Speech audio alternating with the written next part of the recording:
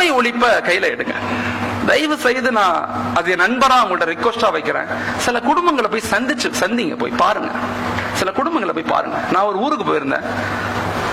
அப்ப ஃபஜ்ர் முடிச்சுட்டு அவங்க ஒரு ஏழையான குடும்பங்களை சந்திக்கிறதுக்காக அந்த பள்ளி இமாம், அந்த பள்ளி பொறுப்புதாரி, நாங்க எல்லாம் போனோம். ஒரு வீட்டுக்கு போனோம்.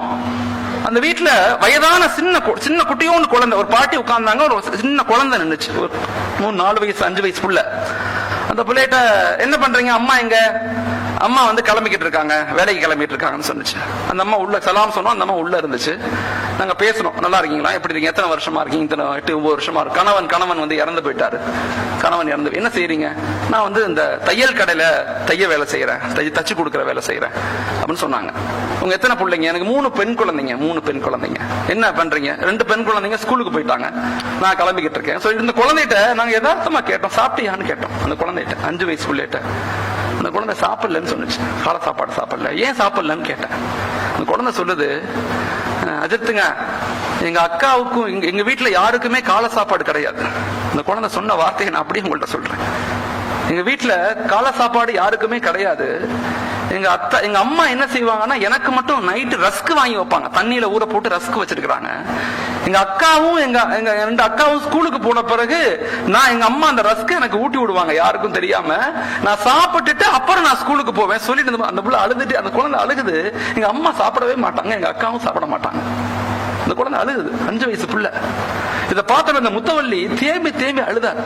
அல்லாஹ் அக்கா சொல்றேன், அழுதார். சொன்னாரு, மௌலானா 8 வருஷமா இந்த ஃபேமிலி இங்க இருக்கிறாங்க, இந்த இருக்குது மஸ்ஜித், இந்த இருக்கு என் வீடு, நான் ஒரு தடவை கூட இந்த ஃபேமிலியை நான் பார்த்தது இல்ல மௌலானா. அவர் சொன்ன வார்த்தை, பார்த்தது இல்ல மௌலானா. ஒரு நாளைக்கு நாங்க ஹோட்டலுக்கு போனா 2000 ரூபாய்க்கு சாப்பிடுறோம். 2000 ரூபாய்க்கு ஹோட்டலுக்கு போனோம், 2000 சாப்பிடுறோம்.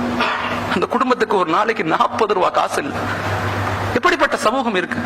இஸ்லாமிய சமூகத்தினுடைய பல வீழ்ச்சிகளுக்கு பல காரணங்கள் இருந்தாலும் ஏழையான மக்களுடைய சாபங்களும் ஒரு காரணம்ங்கிறத விளங்கிக்கணும். உண்மையிலேயே வருத்தப்பட்டு நான் சொல்றேன்.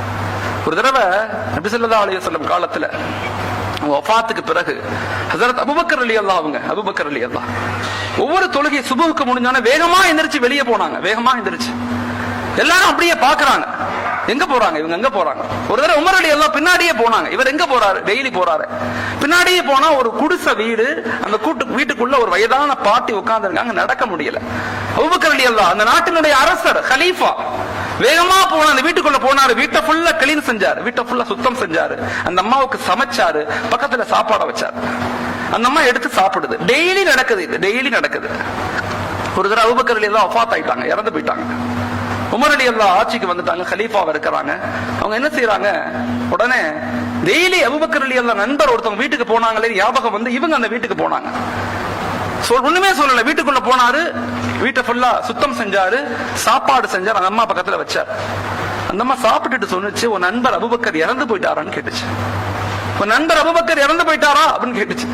ஷாக் ஆயிட்டாங்க உமர் ரலியல்லாஹு. அந்த அம்மா கண்ணு தெரியாது, எப்படி தெரியும்னு இவர் கேட்டாங்க. அந்த அம்மா சொன்னுச்சு, உன் நண்பர் எனக்கு உணவு வைக்கும் போது நல்ல ஆத்தி சூடு இல்லாம வைப்பாரு, 2வது பேரிச்சம்பழத்தினுடைய கொட்டையை எடுத்துட்டு சொலைய மட்டும்தான் போடுவார், நீ கொட்டையோட போடுறதுனால சாப்பிட முடியலன்னு சொன்னுச்சு. உமர் ரலியல்லாஹு அழுதாங்க. என் நண்பரை ஒருபோதும் எங்களால மிஞ்ச முடியாது. மக்களை சந்திங்க, மக்களை போய் பாருங்க, மக்களுடைய கவலைகள் என்னன்னு கேளுங்க.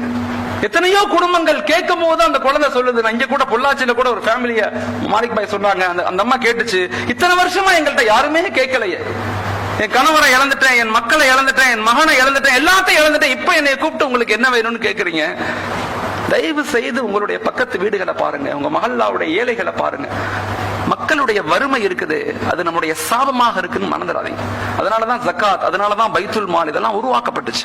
உணவுக்கு வழி இல்ல, கஷ்டப்படுறோம், சாப்பாட்டுக்கு வழி இல்லைன்னு ஒரு ஃபேமிலியை கூட விட்டுறாதீங்க, அந்த மஹல்லாவுல பரக்கத் இல்லாம போயிடும்.